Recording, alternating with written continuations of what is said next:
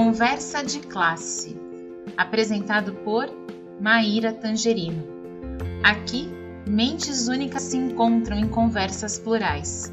Sintonize-se para mergulhar em uma jornada única de aprendizado e descoberta. Olá, pessoal! Boas-vindas ao Conversa de Classe. E vocês sabem, né? Esse é o espaço em que nós fazemos conexões entre educação, inovação e experiências inspiradoras. E eu vou falar uma coisa para vocês, né? Vocês têm falado aí que eu zerei o game várias vezes, mas hoje é o dia certo que eu realmente zerei o game. Eu estou muito feliz, muito contente, porque eu estou recebendo aqui no Conversa de Classe uma pessoa que eu admiro muito, né? Não só para a gente trabalhar juntos e eu poder ver todo o conhecimento, toda a desenvoltura que ele tem, mas também por perceber, né, a admiração que muita gente tem por ele, porque de fato, gente, ele é um especialista em tecnologia e ele é um especialista em projetos desafiadores. Hoje eu estou aqui com o Augusto Portugal e a gente vai descobrir um pouquinho, né, como é que a tecnologia molda a cultura de inovação na educação. E Augusto, né, te contei que aqui todo mundo começa começando, né, então já vou te mandar a primeira pergunta. Com a sua vasta experiência em projetos desafiadores, como que você enxerga o papel da inovação no ambiente educacional? E quais são os principais desafios e oportunidades que a tecnologia apresenta nesse contexto? Augusto, seja muito bem-vindo à Conversa de Classe, muito obrigada por estar aqui com a gente. Obrigado, Maíra. É uma honra para mim participar. Pouca pressão, né, para começar. Mas, assim, esse assunto, né, de projetos desafiadores, vamos dizer, e inovação, né, dentro da educação, acho que, de certa forma, é quase que pleonasmo, né? Andam juntos, né? Porque se é uma coisa inovadora na educação, na minha cabeça, quase que automaticamente vai ser desafiador, né? Porque é um negócio que eu sempre trago nos projetos, né? Especialmente nos projetos que a gente olha e fala, esse aqui é um pouco mais complicado, né, a gente não esquecer da responsabilidade enorme que todo mundo, né, todos nós educadores, temos quando a gente está ali numa situação real, né, onde a gente tem alunos, não importa a idade, e a gente quer fazer alguma coisa nova, mesmo que não seja inovadora, né, e quando é inovador realmente, uma coisa que vai mudar, inovação no sentido de mudar a forma como aquilo era feito até então, né? Mesmo que seja só naquele, entre aspas, né, mundinho da minha sala de aula, né? Isso tem o potencial, lógico, de impactar, né, para o bem, para uma melhoria, para mais aprendizagem, né, um aprendizado melhor do aluno, ou não, né? É uma forma diferente de fazer. E esse impacto, né, o educador sempre olha com a maior responsabilidade, a gente sabe disso. Por um lado, obviamente, isso é super importante, né? Nós, como educadores, a gente tem que ter essa responsabilidade, esse senso, né, do impacto, da importância que a gente tem ali dentro daquele momento da interação com os estudantes e das decisões que a gente toma. Por outro lado, a gente também tem que ter a responsabilidade do impacto que a gente tem se a gente não inovar, se a gente não tomar as decisões que são difíceis às vezes, né? Então, é uma balança o tempo todo, eu acho, né? E o que eu percebo, assim, quando a gente está nesse ambiente, que a gente tem consciência, né, uma consciência maior de que é um projeto desafiador, é uma coisa inovadora, é mais tranquilo. O perigo é quando a gente cai no dia a dia, né? A gente está ali no dia a dia e a gente está acomodado, a gente não está olhando para as oportunidades de inovar e de melhorar, de continuar caminhando, né, evoluindo na nossa prática no dia a dia. Aí que eu acho que é o perigo. Por isso que é o que eu sempre digo, né? O pessoal que já trabalhou comigo, trabalha comigo, já está acostumado. Eu sou sempre o chato do rolê, né? O chato da história de, gente, mas não dá para fazer aquilo ali diferente, não dá para melhorar tal coisa, sempre tem oportunidades. E não sei se por ser o chato mesmo, né, ou por estar já, de certa forma, acostumado a estar nessa posição de ser um cara que é trazido para os projetos para ajudar a puxar essas coisas, eu acabo muitas vezes incorporando essa persona aí, né, de ser o cara que está sempre ali, né, estimulando, né, incentivando a gente com responsabilidade, mas a gente está sempre puxando um pouco mais ali das situações. O que dá para fazer a mais aqui? Dá para a gente aproveitar e fazer um negócio diferente, aprender alguma coisa junto aqui, né? E Augusto, é muito bacana você trazer essa perspectiva de análise, né, gente? Porque, ó, esse chato do rolê, eu vou falar para vocês, né? É porque ele tem um olhar muito cirúrgico mesmo e analítico, né, para situações. E eu acho que tem uma característica sua que a gente ainda vai ter uma pergunta aqui que a gente vai entender se ela veio da vida, se ela veio do trabalho, ou se foi vindo junto aí e se misturou, mas você tem uma habilidade muito poderosa de trabalhar em equipe, né? Você é também um cara muito agregador, e acho que nesse sentido de você conseguir também destacar as potencialidades das pessoas. O que eu queria te perguntar é como que a tecnologia ela pode ser uma catalisadora para criar uma cultura colaborativa nas instituições. Aí a gente falando do cenário educacional, mas promovendo uma troca eficiente de ideias e, claro, né, impulsionando a inovação. Vou cair talvez nos clichês aqui, né? Porque é aquela história. Quando a gente olha, né, para...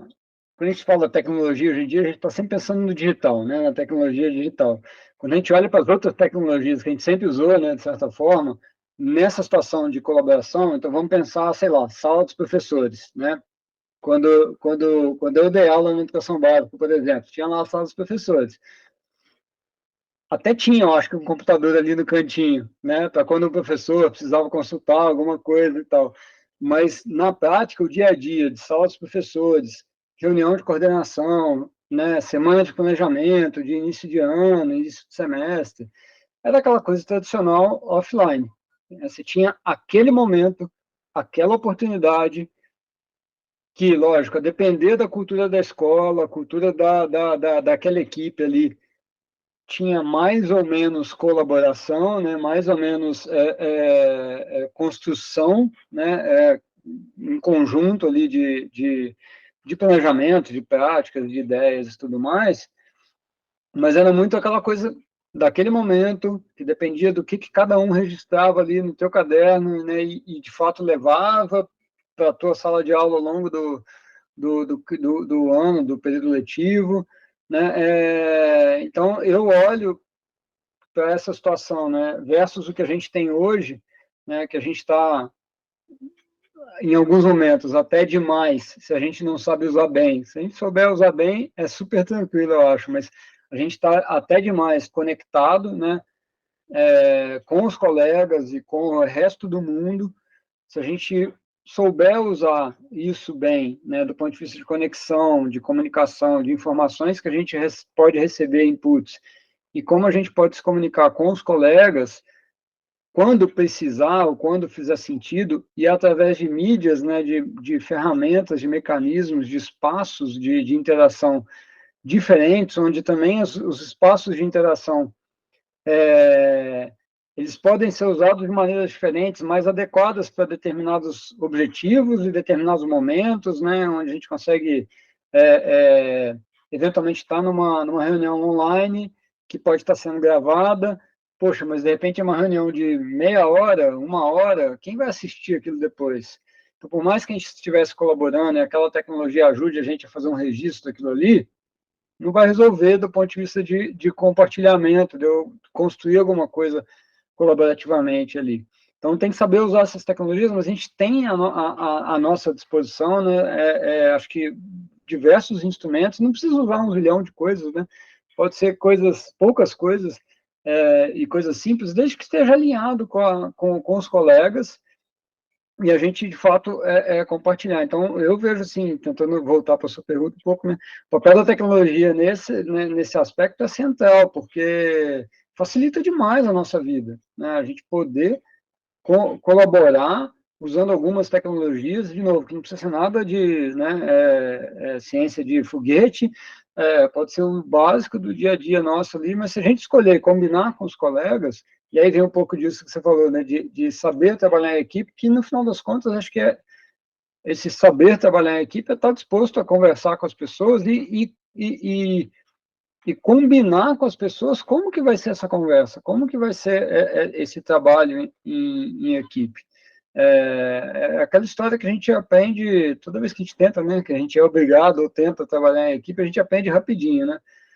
O segredo do negócio é a comunicação, né? Se a gente conseguir usar tecnologias boas de comunicação, boas para aquele objetivo, se a gente for um pouco disciplinado também nisso, né? Porque tem os momentos ou tem os lugares corretos para aquela comunicação, de acordo com o que foi combinado.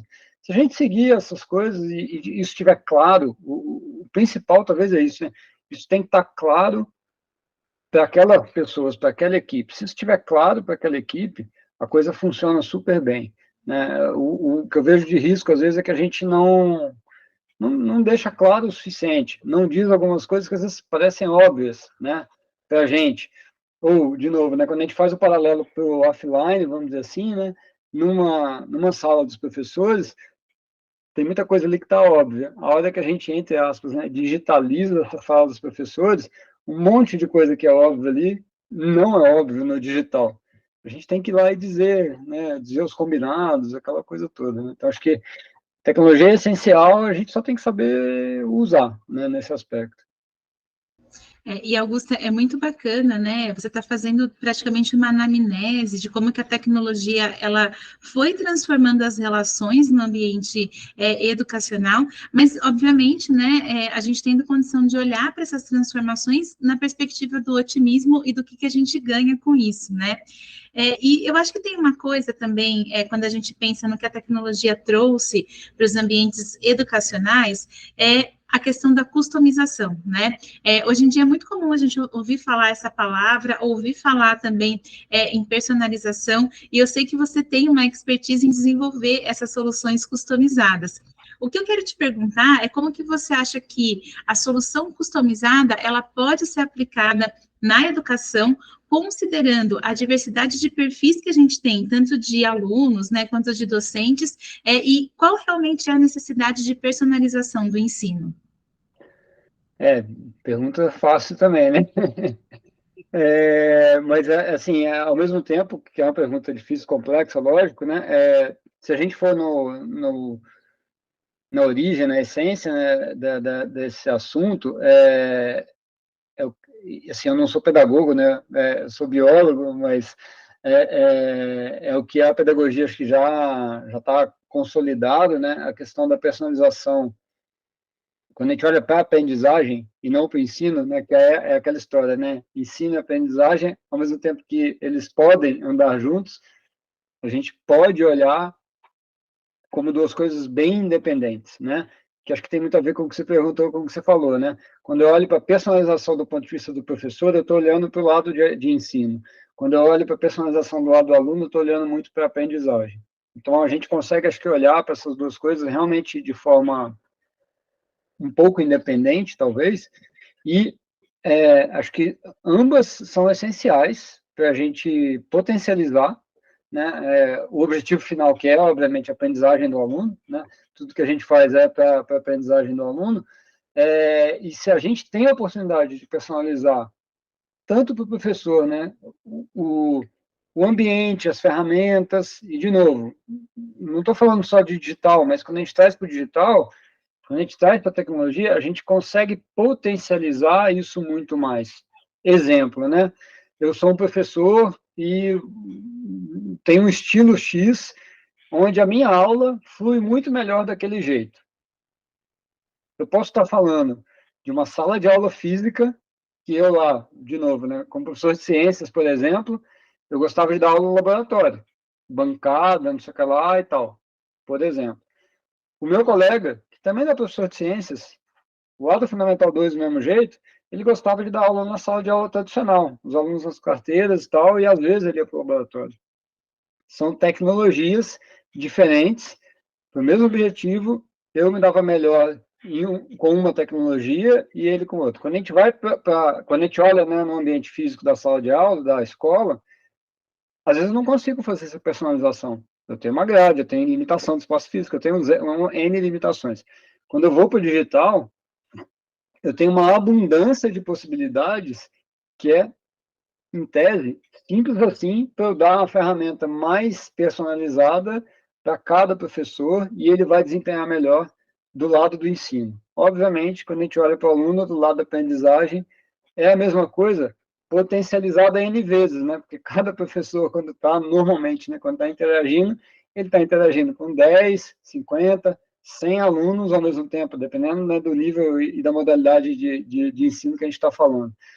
Então, o aluno, né, à medida que eu posso personalizar para cada aluno, e a tecnologia hoje, que a gente tem à mão, né, hoje, cada um de nós, de forma mais sofisticada ou menos sofisticada, a gente já consegue personalizar isso, né? De novo, basta a gente, né, ter esse olhar, pensar um pouquinho com a cabeça inovadora, talvez fazer um pouco diferente, ter a responsabilidade, estar disposto e fazer os combinados, né? Desde o combinado com a própria turma de alunos, com a escola, com a coordenação, com a faculdade, com o coordenador do curso, com a comunidade, com as famílias e por aí vai. Então, eu acho essencial a gente olhar para a questão de personalização e o que eu acho que cada um de nós, né, imagina hoje como personalização, a tecnologia é essencial. A gente sabe que a gente não vai conseguir personalizar sem tecnologias aí sim, né, digitais. Né? Pegando de novo o exemplo aqui da sala de aula, né? como um exemplo prático do que eu consigo fazer, né, sem tecnologia digital versus o que eu consigo fazer com tecnologias digitais, né?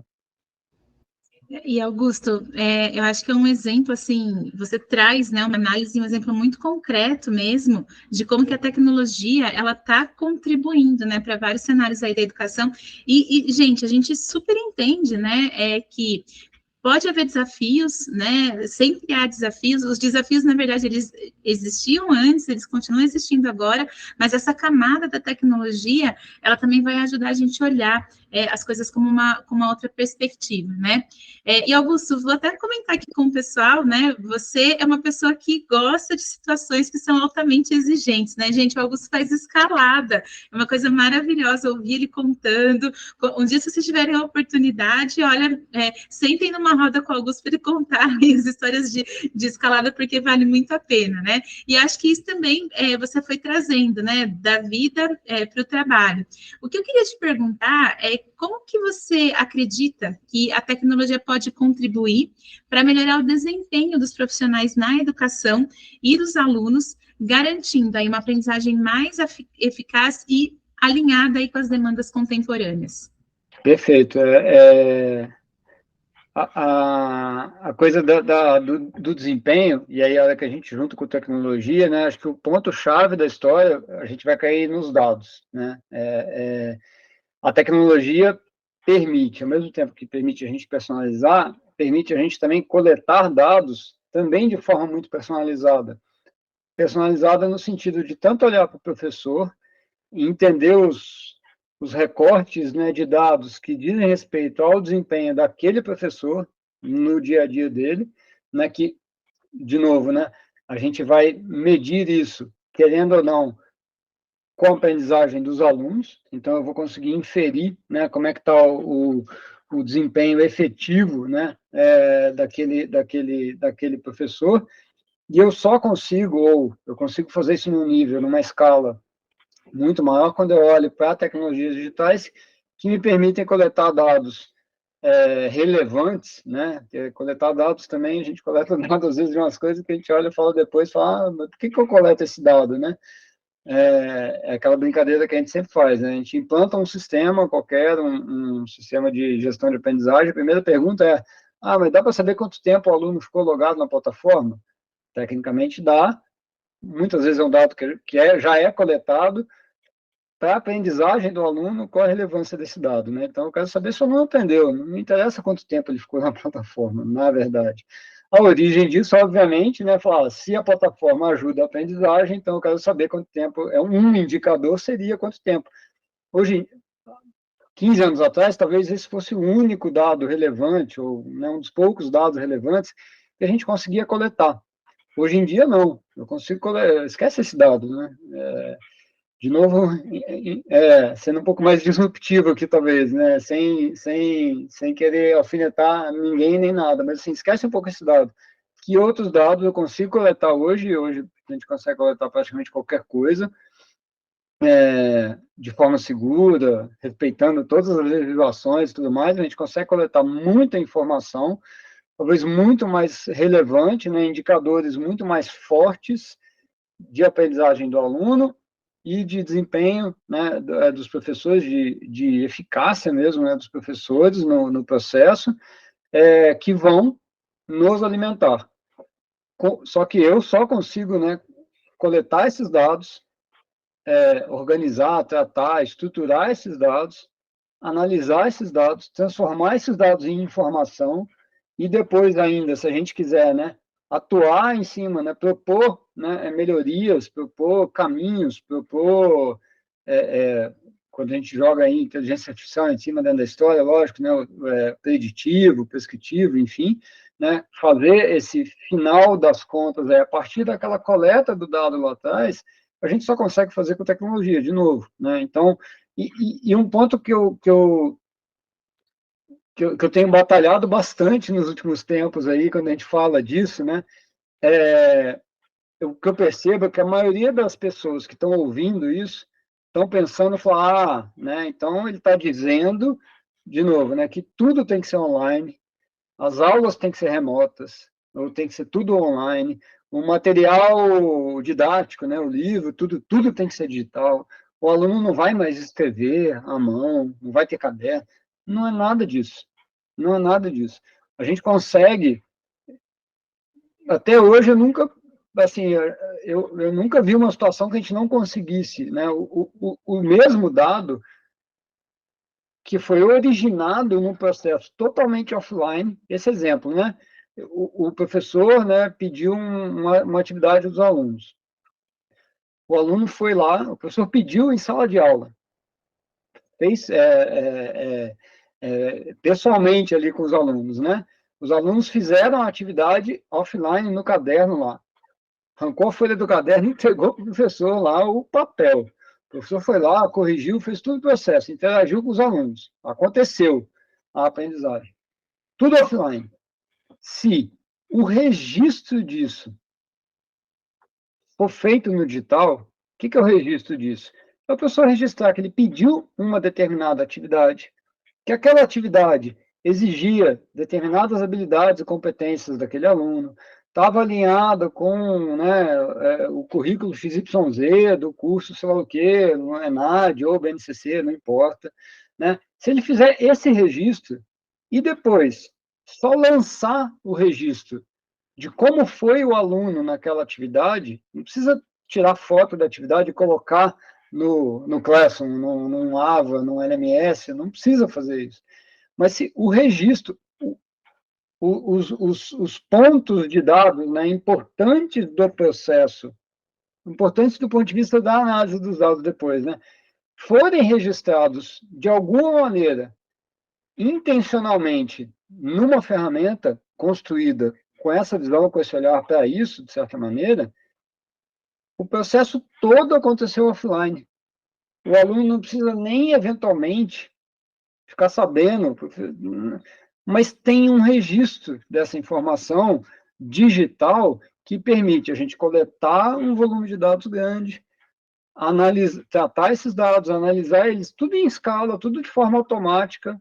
Não vai dar trabalho a mais, o professor não vai ter que gerar uma planilha, baixar, fazer isso, não. Tem uma ferramenta por trás fazendo esse trabalho, né? Coletando dado, gerando a informação, alguém vai lá e analisa, ou a gente joga uma inteligência artificial em cima para aprender a analisar aquilo, retroalimenta e devolve só uma informação que o professor vai lá e consulta e fala, olha, com esses alunos aqui, customizei a tua turma para você, com esses alunos aqui, você faz um grupinho, faz essa atividade aqui com eles, complementar, ou a sequência deveria ser assim. Com aquele outro grupinho de alunos, você faz assado. Ou com esse aluno individual, se a gente quiser na personalização individual mesmo, não por grupos, né? Faz isso, ou a própria plataforma, enfim, tem N possibilidades. Então, eu acho que passa muito por isso, né? A gente saber coletar os dados, tratar e tudo mais, mas não cair nessa armadilha de achar que, então, né, tudo tem que ser digital, o aluno tem que usar celular dentro de sala de aula o tempo todo, não, desde a infantil não tem nada disso. Né? O que importa é ter o dado, um jeito que você consiga registrar que te permita escalar e fazer essa análise. Poderia ser no papel, mas no papel dá infinitamente mais trabalho. A gente não tem braço para fazer isso no papel, nunca teve. Acho que talvez pouquíssimos professores, né, na história da humanidade tiveram tempo para fazer esse tipo de coisa, que a tecnologia a gente consegue hoje colocar para fazer para a gente. Né? Não sei se eu fugi da pergunta, mas... Não, eu acho, olha, foi uma aula, né? E acho que é importante isso também, né? Porque, de fato, essas informações, elas vão atravessando a vida, a cabeça das pessoas, e muitas vezes o professor está lá na escola inundado, né, desses novos termos, Learning Analytics, análise de dados, dados na educação, e não sabe o que fazer com tudo isso, né? Então, acho que você traz muita clareza, assim, né? Eu só posso te agradecer, né, pela disponibilidade, pela generosidade, com certeza essa entrevista vai fazer muita diferença na vida de muita gente, né? E, pessoal, a gente se vê no próximo Conversa de Classe.